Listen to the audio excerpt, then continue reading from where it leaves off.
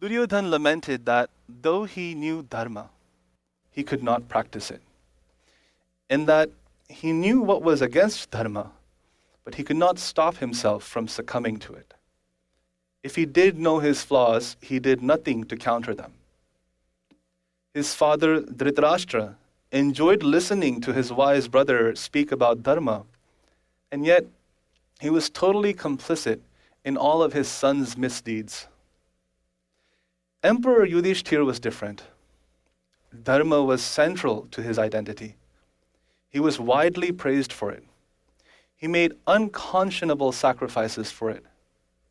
Through it all, he had accomplished impossible goals. And yet, though he fought and won on the side of justice, he could not win peace of mind. He could not conquer self-doubt. He could not overcome his fear and anxiety over karma and personal deficiencies. Today, we will examine the circumstances surrounding Arjun's unique courage and bravery. To do that, we shall refer to one of Hinduism's most revered texts, the Srimad Bhagavad Gita, a shastra within the Mahabharata. Prior to the war, Ved Vyasji visited King Dhritarashtra and offered him a yogic vision so that he may see in his mind everything that happened on the battlefield. Fearful of what he may see, Dhritarashtra requested that his charioteer Sanjay be given this vision. With his newfound ability, Sanjay provided his king with real-time reports of everything regarding the war. Perhaps the first example of play-by-play commentary. Their dialogue takes us right to the beginning of the Srimad Bhagavad Gita. In chapter 1, verse 1, Dhritarashtra asks Sanjay to describe the scene on the battleground of Kurukshetra, where the opposing armies had assembled, preparing for war. After a very brief overview of the main heroes, Sanjay is drawn to Arjun and Krishna and the sacred conversation they share. Their dialogue is the feature presentation in the Srimad Bhagavad Gita. The dialogue between Arjun and Krishna, a disciple and his guru, a devotee and God. This conversation catalyzed Arjun's incredible transformation from a worldly man facing destiny on his own to a transcendent hero, fearless, focused, and unhindered. Arjun's first words in the Gita are a request to Krishna to drive his chariot to the middle of the battlefield, where Arjun could get a good look at those who had come to support the evil Duryodhan and fight him. Arjun had an ideal genetic makeup, a privileged upbringing, and a loving family. He had leveraged this with his focus and work ethic. He was loyal, intelligent, charming, and honorable. He was compassionate and charitable. He was incredibly strong and skilled. He was an ideal student, statesman, and warrior. Arjun had it all, and he had trained himself for the moment he was about to encounter. But everything he had done to become great and ready was a reinforcement of his identity as a human. All of the knowledge he had built from his experience disregarded his true identity as the Atma, in whom the Paramatma resides. Because of this, the highest ideals he could strive for were human ones. And on that battlefield, where now there were so many clashing destinies and so much moral ambiguity, Arjun's worldly attachment responded by shutting him down mentally and physically. In an instant, Arjun lost his will and became an emotional wreck. He went on an increasingly nonsensical rant against fighting this war until, at the end of chapter 1, Arjun cast aside his weapons, sat down in his chariot, and decided not to fight. At the beginning of chapter 2, Krishna sees Arjun overcome with grief, tears welling up in his eyes. Krishna asked Arjun how he had allowed such impurities to pollute his mind with thoughts that would destroy his legacy. He demanded that Arjun stop this degrading impotence as it was unbecoming of him. He commanded him to give up this weakness of the heart, addressing Arjun as one who punishes his enemies. Arjun was distraught. Sure, everything that had happened over the last few decades had made this war inevitable. He knew that, but he couldn't see past the grief it was causing him. He expressed this confusion, and then Arjun did something that should have occurred to him earlier, but as many of us may have already experienced, it took him pain and suffering to get to the point he needed to. What did Arjun do? Well, in the 7th verse of the 2nd chapter, Arjun prayed, Karpanya dosho pahata svabhavah pruchhami tvam dharma sammudha cheta yachreyah syannischitam bruhi tanme Shishyasteham shadhimam tvam prapannam. Arjun says that cowardice has degraded my nature. Ignorance has degraded my understanding of dharma. I ask you, tell me what is most certainly best for me. I am your disciple, surrendered unto you. Please instruct me. Yes, Arjun prayed. And what a prayer it was. God's priority with regards to a devotee is to grant the devotee mukti, or freedom from pain and misery, freedom from maya, freedom from ignorance. God's main tool for granting this freedom is Gnan. Without Gnan, or functional spiritual wisdom of the highest order, there is no freedom. Although God wishes to grant this mukti or freedom, He can only do so if the devotee chooses it. Now, philosophers can write and debate about the implication this has on God's power, but the way God has set it up, in order for a soul to be granted mukti or freedom, the soul must choose mukti and decline all other things. Arjun did not ask for Krishna to fight this war for him, or to get rid of everything that made him uncomfortable. Arjun knew that Krishna knew what was best, and so he simply asked, "What should I do?" Whether he knew it or not, this was the beginning of Arjun's choice for Gnan, for mukti. Proper words can be learned, they can be memorized and recited. However, they only carry meaning if the intent behind those words is authentic and pure. Arjun's expression of surrender can be viewed as authentic because Arjun stopped trying to rationalize his choice and admitted to the same flaws that Krishna had just pointed out, that he was a coward, that his understanding of dharma had become delusional. He didn't make excuses for his cowardice. He didn't deflect the criticism.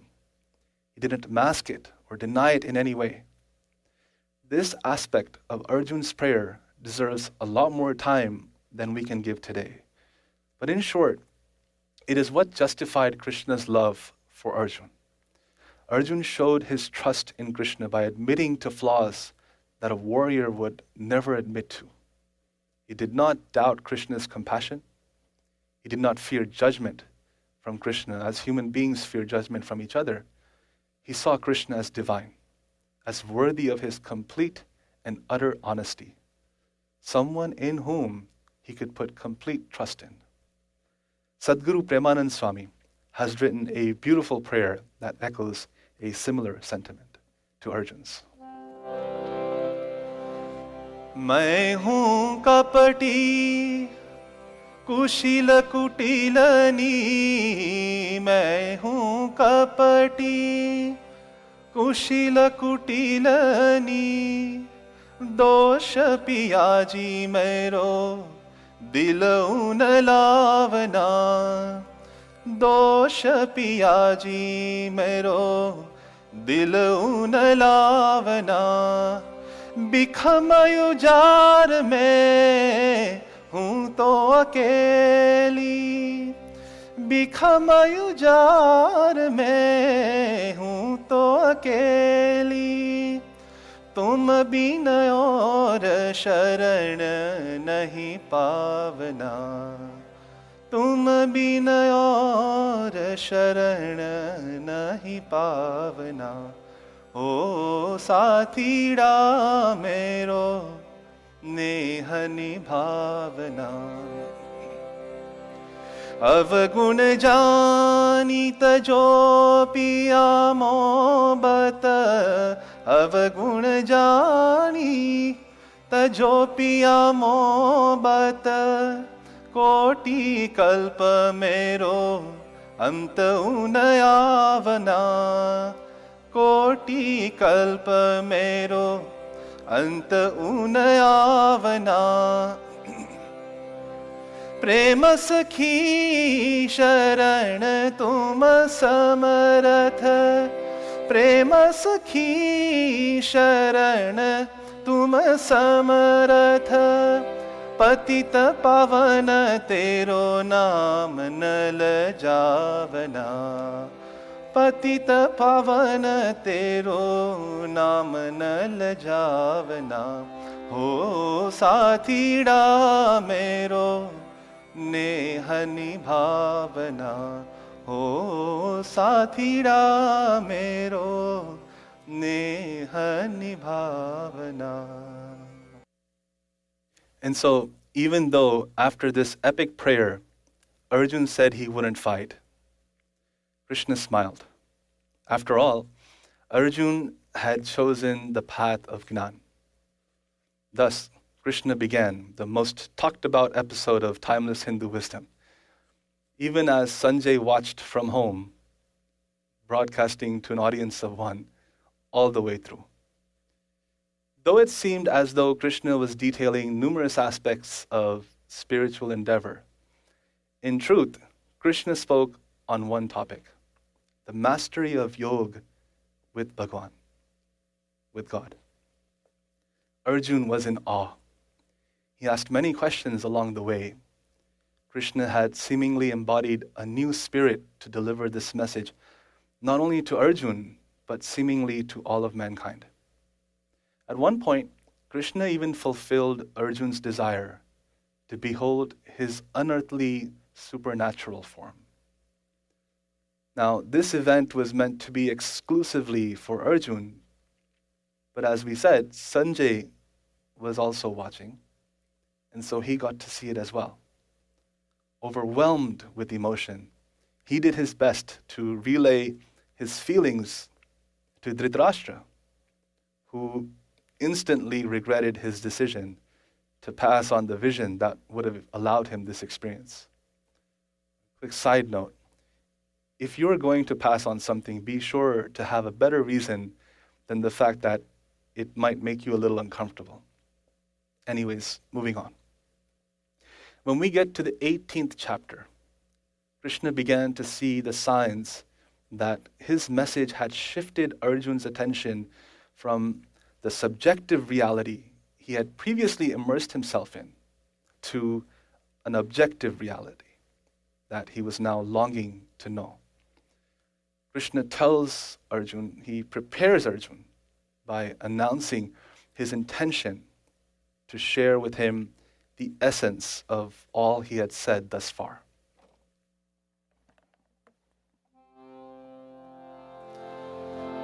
Manmana bhava madbhakto madhyaji mam namaskuru mame vaishyasi satyam te pratijane priyosi me sarvadharman parityaj mamekam sharanam vraja aham tva sarva papebhyo mokshayishyami ma shuchaha. With these verses, Krishna cements the importance of prayer, complete surrender, and acceptance of God's protection as the essence of all that he had taught to Arjun. Krishna's final words to Arjun were in the form of questions. Had he listened with an attentive mind? Had his delusions been dispelled? This wasn't just your English teacher asking if you were paying attention in class. This was Krishna, after he had just made you witness to his supernatural wisdom and form. A lesser man would not have known how to respond. Arjun, however, was now infused with a purpose much greater than the war he was about to win on the side. And so he responds to Krishna. Nashto moha smrutir labdha tvat prasadan mayachyuta stitosmi gata sandeha karishye vachanam tava karishye vachanam tava. With humility and confidence all at once, Arjun said, "My delusions have been dispelled. O Krishna, by your grace, my faculties have been restored. I am of stable mind, and my doubts have been cleared. I shall execute your command."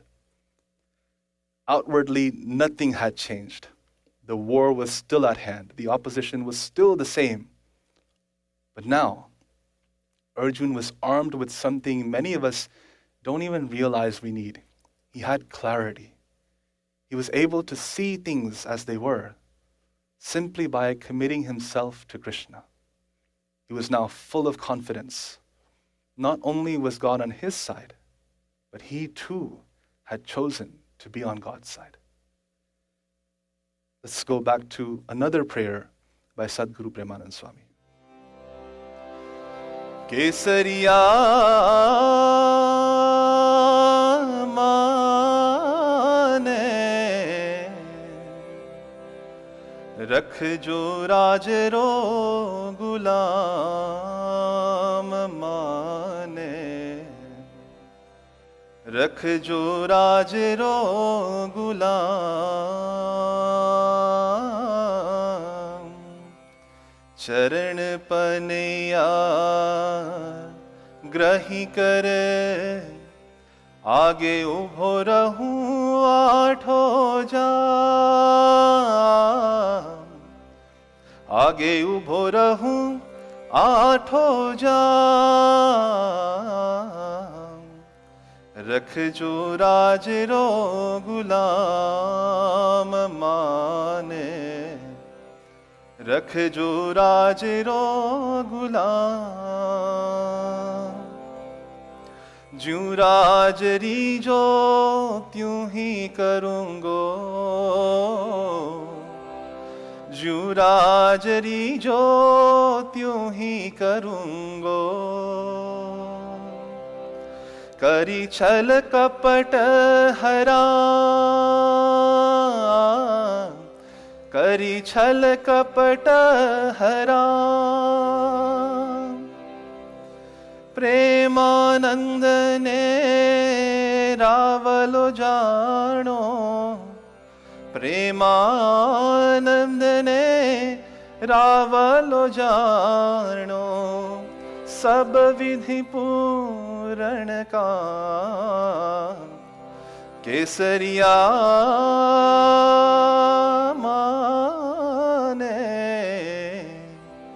रख जो राज रो गुलाम माने रख जो राज रो गुलाम माने रख जो राज रो गुलाम।